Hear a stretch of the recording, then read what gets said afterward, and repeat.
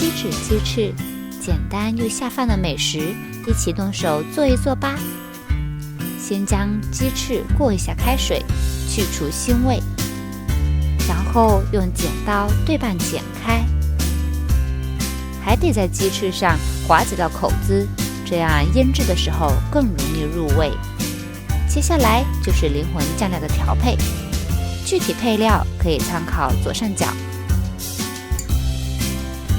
然后搅拌均匀，腌制20分钟。接着在锡箔纸里铺上准备好的金针菇和洋葱，将腌制好的鸡翅平铺在上面，将锡箔纸密封，放入烤箱。烤箱设置200度，烤25分钟。